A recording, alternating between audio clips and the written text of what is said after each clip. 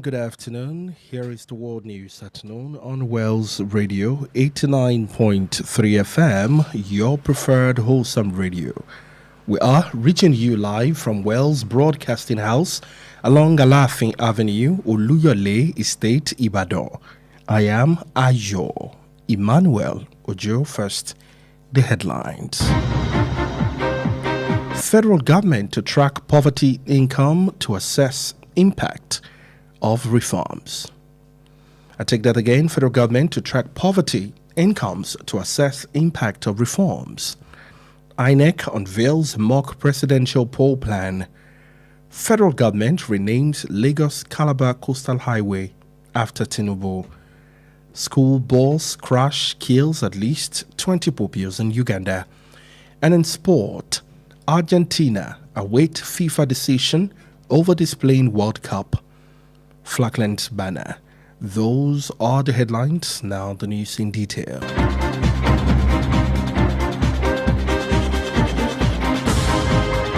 We begin on the national scene where the Minister of Finance and Coordinating Minister of the Economy, Oloyede, has disclosed plans by the federal government to publish indicators tracking poverty, incomes, and inequality to assess the impact of government economic reforms on the standard of living in Nigeria.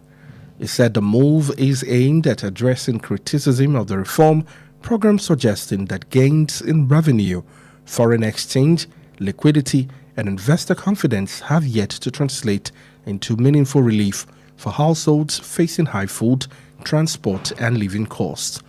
Speaking at a conference organized by Business Day newspaper in Lagos yesterday, Oloyede said the government would assess shared prosperity using three measures: reductions in multi-dimensional poverty, increases in real income per capita, and lower inequality.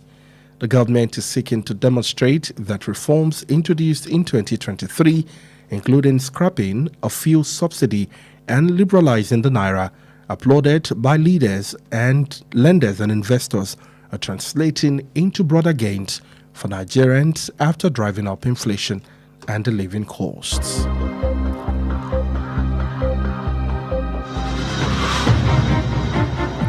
The Independent National Electoral Commission, INEC, is considering conducting a comprehensive audit of its electoral technology systems and staging a mock presidential election as part of effort to strengthen preparations for the 2027 election. INEC Chairman Professor Johash Samukbito SAN disclosed this yesterday while receiving the British High Commissioner to Nigeria, Dr. Richard Montgomery, during a courtesy visit to the Commission's headquarters in Abuja. Amukbito said the proposals, which were being considered by the Commission, were prompted by concerns arising from the 2023 election, particularly over the reliability of election technology. The INEC chairman noted that the proposed exercises were not originally included in the Commission's budget, but said INEC would explore ways of implementing them because of their potential to strengthen the credibility of the elections.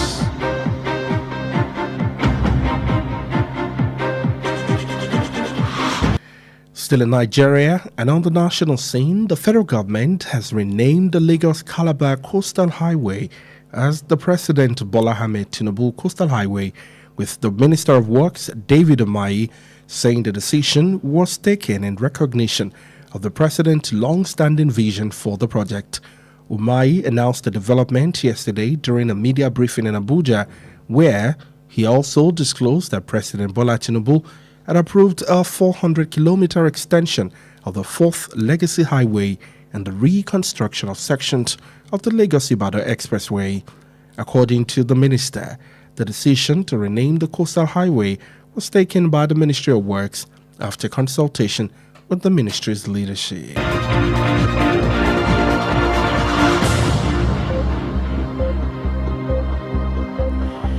And now to the foreign scene. At least 20 students and one adult have been killed after a bus carrying pupils on a study trip crashed in eastern Uganda. Local official says in one of the country's deadliest road accidents involving children in recent years. Dozens of others, including staff, were injured in the crash in Kapachua area on Thursday evening. Preliminary investigations show the bus suffered a mechanical fault before the driver lost control on the Chekwati Hill, a stretch of road that has been the site of several serious crash according to local officials. Police said the bus carrying pupils from the King David Junior School in Ndije crashed about 20:00 local time at the Chekwati village in Kawowo area in Uganda. In the United States, the U.S. launched a wave of strikes against Iran for the sixth night in a row, its military said, as the two sides battled over control of the Strait of Hormuz. The United States Central Command, CENTCOM, said the attacks were intended to further degrade Iranian military capabilities before saying it had boarded a vessel as part of its blockade of Iranian port. State media reported that the United States had hit civilian infrastructure, including bridges, a train station, and an airport. The BBC has verified an attack on the bridge to the west of Bandar Abbas in Amazon province. Iran's Revolutionary Guard says they have retaliated by striking the U.S. maritime surveillance radar site in Oman, as well as target in Kuwait and Bahrain. They said they also claimed to have attacked the United Special Operations Command Center in Syria.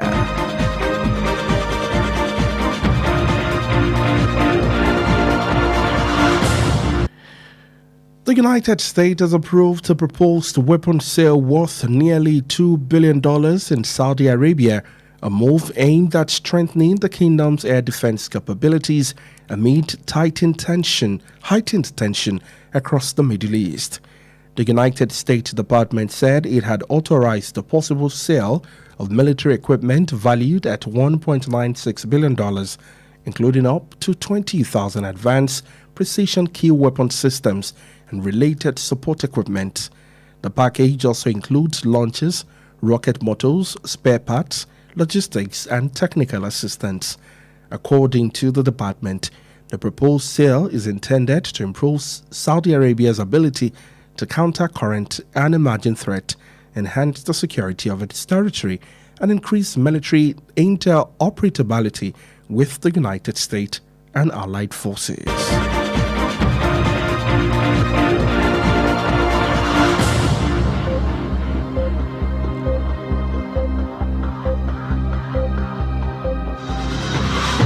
And finally, in sport, football's global governing body FIFA will assess match reports before deciding if they take any action over Argentina's players holding up a banner reading Las Malvinas son Argentinas, the Falklands are Argentinas, following their 3-1 over England. A British minister had on Thursday called for FIFA to look into the incident following the World Cup semi-final match in Atlanta. FIFA released a statement late yesterday saying they were assessing the match report. And that's it on the World News afternoon. But before we end the news, here are the highlights. The Minister of Finance and Coordinating Minister of the Economy, Oloyede, has disclosed plans by the federal government to publish indicators tracking poverty, incomes, and inequality to assess the impact of government economic reforms on the living standards of Nigerians. The Independent National Electoral Commission is considering conducting a comprehensive audit of its electoral technology systems and staging a mock presidential election as part of effort to strengthen preparations for the general election. The federal government has renamed the Lagos-Calabar Coastal Highway as the President Bola Ahmed Tinubu Coastal Highway, with the Minister of Works, David Umahi, saying the decision was taken in recognition of the President's long-standing vision for the project. In sports, we brought you a report that football's global governing body, FIFA, will assess match reports before deciding if they take any action over Argentina's players holding up a banner following their 2-1 victory over England. The bulletin was compiled and edited by Emmanuel-Ojo.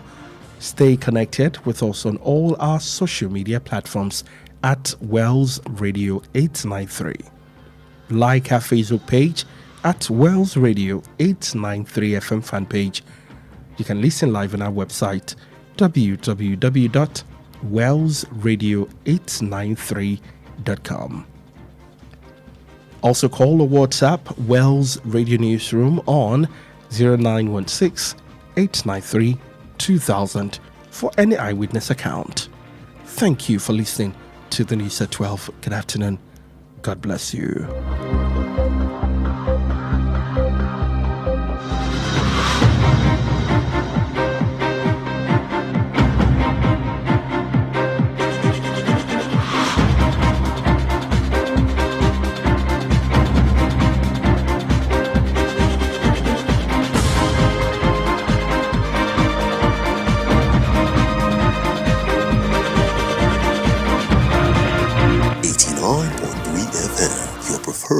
Wholesome radio. Efile Emma Yikuro, Wells Radio 89.3 FM. Nibe Gongon Lewa.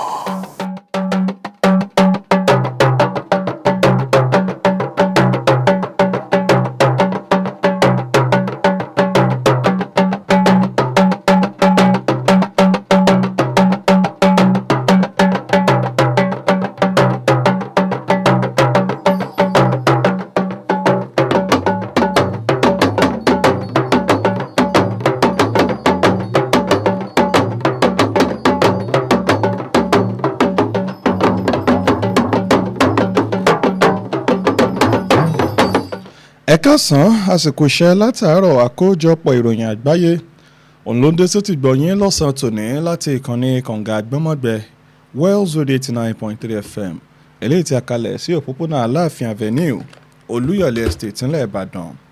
Adedamola Oloyede lóníròyìn ṣáájú ẹgbẹ́ àwọn kókó tó wà nínú ìròyìn náà. Ìjọba àpapọ̀ ilẹ̀ yìí ṣetán láti ṣe àmójútó lórí ọ̀rọ̀ iṣẹ́ àtúnṣe owó ìpawọlé àti àwọn àǹfààní eléyìí tí ètò àtúnṣe ti dé bá orílẹ̀-èdè yìí.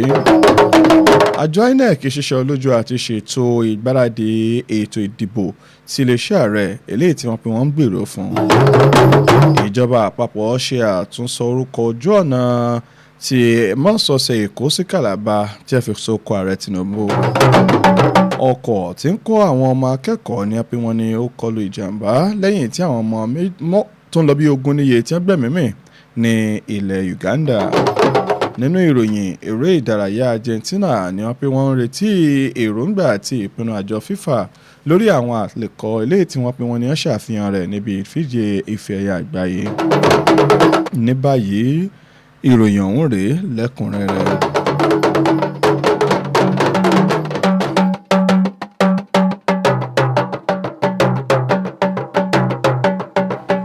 Mínísítà fọ́rọ̀ ètò ìṣúná àti alákòóso ètò ọrọ̀ ajé lórílẹ̀‐èdè yìí Táíwò Oyèdélé ti ṣàfihàn ètò ìjọba àpapọ̀ láti bẹ̀rẹ̀ sí tẹ́ àwọn àfihàn eléyìí tó máa ń ṣe àfihàn bí òṣì ìpawówọlé àti àìdọ́gba lórílẹ̀‐èdè yìí ṣe ń lọ kí wọ́n lè ṣe àyẹ̀wò ipa tí àwọn àtúnṣe ètò ọrọ̀ ajé ìjọba tó ní lórí ìgbésí ayé àwọn ọmọ orílẹ̀‐èdè yìí.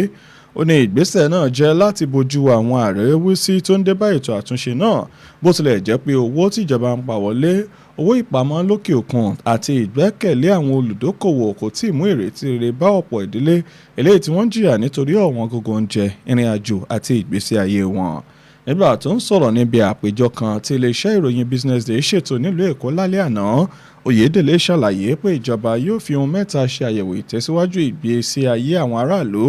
Ìwọ̀nyí ni ìdínkù ṣe onírúurú ìlọsíwájú ní owó tó ń wọlé fún olúkúlùkù àti àdínkù àìdọ́gba láàrin àwọn aráàlú.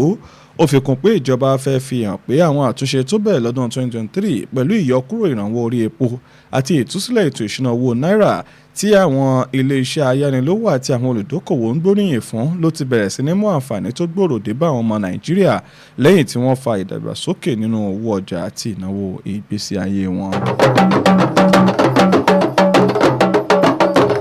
àjọ INEC ti ń gbèrò láti ṣe àgbéyẹ̀wò àti àyẹ̀wò fínífíní lórí àwọn ohun ẹ̀rọ ètò ìdìbò lórílẹ̀‐èdè Nàìjíríà àti pé wọ́n ó máa ṣe ètò ìdánwò tó ní ṣe pẹ̀lú àti ṣe ètò ìdìbò eléyìí tí wọ́n ó fi wo ìgbésẹ̀ àti ibi tí nǹkan dé dúró láti mọ bí ìgbáradì wọn bó ti ṣe rí sínú ètò ìdìbò gbogbogbò ọdún 2027.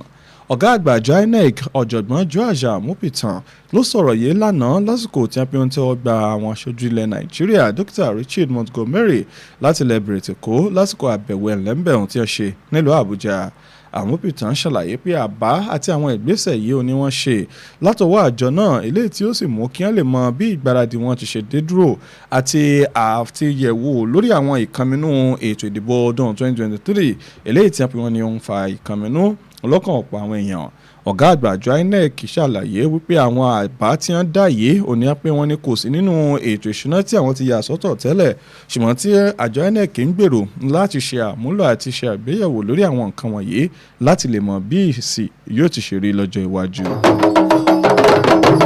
ìjọba àpapọ̀ orílẹ̀-èdè Nàìjíríà ti ṣe àtúndá orúkọ ojú ọ̀nà mọ́sọ̀ọ̀sẹ̀ Èkó sí Calabar fi sọ orúkọ ààrẹ Bọ́lá Ahmed Tinubu pẹ̀lú bí ẹni tí ṣe Mr. Afọ́rọ̀ Túnṣẹ́ David Umahi bó ṣe ṣàlàyé pé èròǹgbà yìí òun ló wà láti ṣe ìdámọ̀ àwọn àfojúsùn iṣẹ́ àkànṣe tí ààrẹ Bọ́lá Ahmed Tinubu ti ní láti ọjọ́ pípẹ́ wá. Umahi kéde ìdóńgbà yìí lánàá lásìkò ìjábọ̀ àwọn oníròyìn níbi tí ó ṣe ṣiṣọ́ lójú ọ̀rọ̀ pé ààrẹ Bọ́lá Tinubu ló bu ọwọ́ lu àwọn ojú ọ̀nà ìfẹ́ lójú oníbùsọ̀ irinwó eléyìí tí wọ́n ní wọ́n láǹfààní àti tó ṣe látàrí ìpínlẹ̀ Èkó sí ilẹ̀ Ìbàdàn. Gẹ́gẹ́ bí mínísítà náà ṣe sọ èròǹgbà náà ni a fi sọ èrèdí tí a fi sọ orúkọ ààrẹ fún àwọn nǹkan yìí òní wà látọwọ́ iléeṣẹ́ tó ní ṣe pẹ̀lú ọ̀rọ̀ iṣẹ́ nílẹ̀ yìí lẹ́yìn ìjíròrò pẹ̀lú àwọn adarí lẹ́ka ètò iṣẹ́ lórílẹ̀‐èdè yìí gbogbo.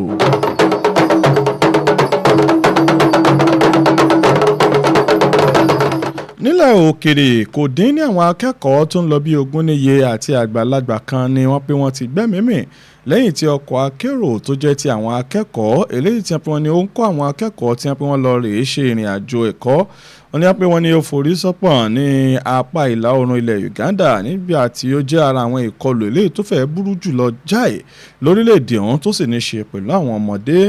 wọ́n pe ọ̀pọ̀ àwọn tọ́rọ̀ kàn nínú àwọn ilé ìta ti rí àwọn olùkọ́ àtàwọn òṣìṣẹ́ ní pé wọ́n fara ṣèṣe níbi ìjàmbá náà ní nǹkan alẹ́ ọjọ́bọ̀ ti ṣe àná òde yìí. ìwádìí àkọ́ṣe ló ṣàfihàn pé ọkọ̀ àwọn akẹ́kọ̀ọ́ náà wọ́n ní ó ní àwọn àṣìṣe àti àwọn àkùdé kọ̀ọ̀kan lára kó tó di pé awakọ̀ náà sọ ìjánu ọkọ̀ náà nù èyí tó sì lọ rèé forí sọ àwọn nǹkan eléyìí tí wọ́n ní wọ́n ṣe àkójọpọ̀ rẹ̀. iléeṣẹ́ ọlọ́pàá jẹ́ kó di mọ̀ pé ọkọ̀ náà tó gbé àwọn akẹ́kọ̀ọ́ láti ilé ẹ̀kọ́ ti King David Junior School ní agbègbè Ndeje wọ́n ní ó forí sápọ́n ní nǹkan wọ aago 8 GMT lásìkò tí wọ́n ní wọ́n ṣe ìrìn àjò náà ní agbègbè Kàwọ́wọ́.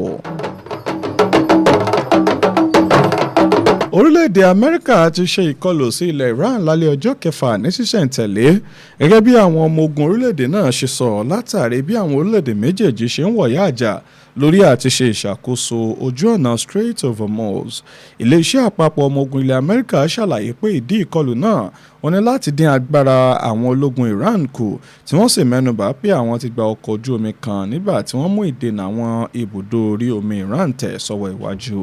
iléeṣẹ́ ìròyìn ṣàlàyé pé àwọn ìkọlù náà ló kan àwọn ibi ohun amáyédẹrùn ilẹ̀ Iran tó fi máa afárá ibùdó ọkọ̀ ojú irin àti pápákọ̀ òfurufú. bákan náà ni iléeṣẹ́ BBC sì fìdí ìkọlù afárá kan náà ní apá ìwọ̀ oòrùn ìlú Bandar Abbas múlẹ̀ ní agbègbè Omozogun. ẹgbẹ́ ológun ti Iran IRGC ṣàlàyé pé wọ́n ti dáhùn pẹ̀lú ìkọlù sí àwọn ibùdó tó ń ṣọ́ ojú omi Amẹ́ríkà ìyẹn nílẹ̀ Oman àti àwọn ìkọlù míì ní Kuwait àti Bahrain. wọ́n tún jẹ́ kó dìímọ̀ pé wọ́n kọlù ibùdó pàtàkì àwọn ọmọ ogun Amẹ́ríkà ní orílẹ̀-èdè Syria.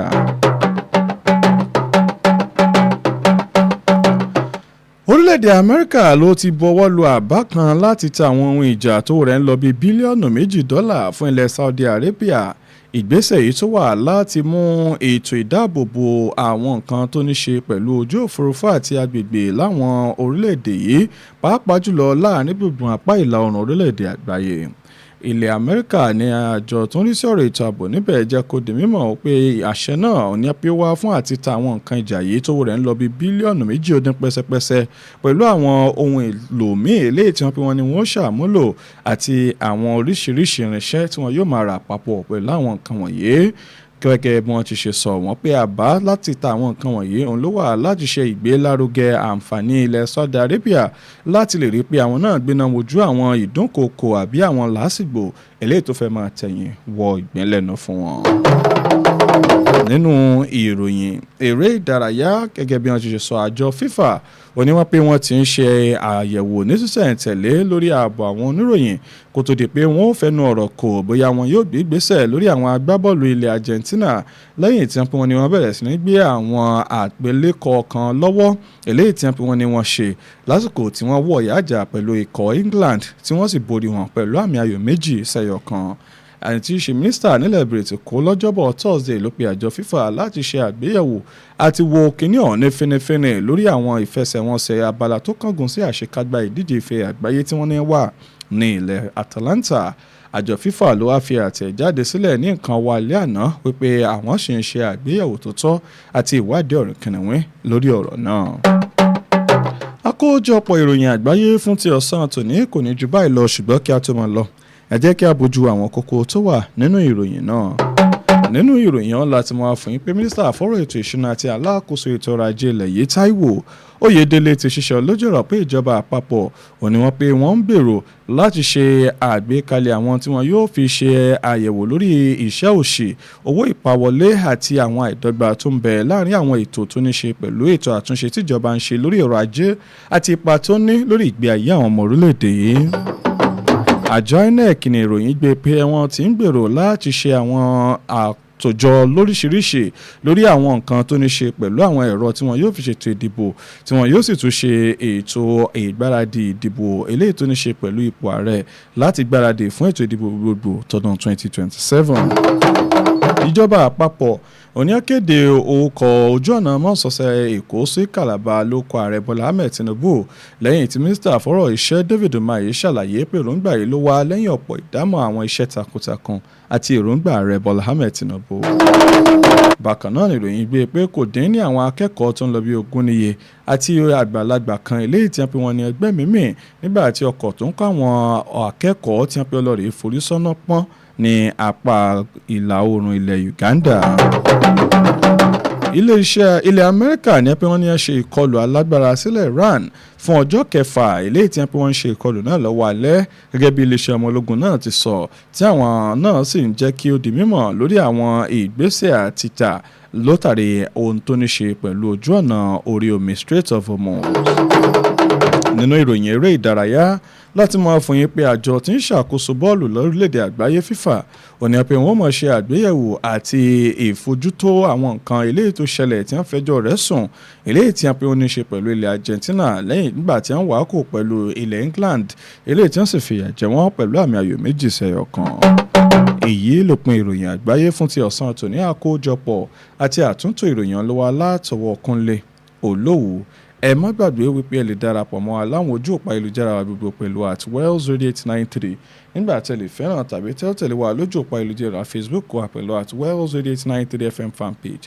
Bákan náà lè gbọ́ àsọwọ́ iwájú sí i lójú ìpọ̀nà ti àgbáyé ti www.wellsradio893.com. Ẹ lè pè tàbí fi àtẹ̀jíṣẹ́ ṣọwọ́ sínú yàrá ìkóròyìnjọ ìkànnì yìí lórí ẹ̀rọ 0916893200 lẹ́ẹ̀kan sí 0916893200 fáwọn ìṣẹ̀lẹ̀ tó bá ṣojú ẹni. Adedamola Oloyede lómúròyìn náà wá sétí ìgbọ̀nyín. Ẹ ṣé tẹ̀ ń gbọ́ ìkànnì kànga àgbọ́mọ̀gbẹ́ Wells Radio 89.3 FM. Ọlọ́run yóò bùkún fún yín. A kú ìpalẹ̀mọ́ òpin ọ̀sẹ̀ o.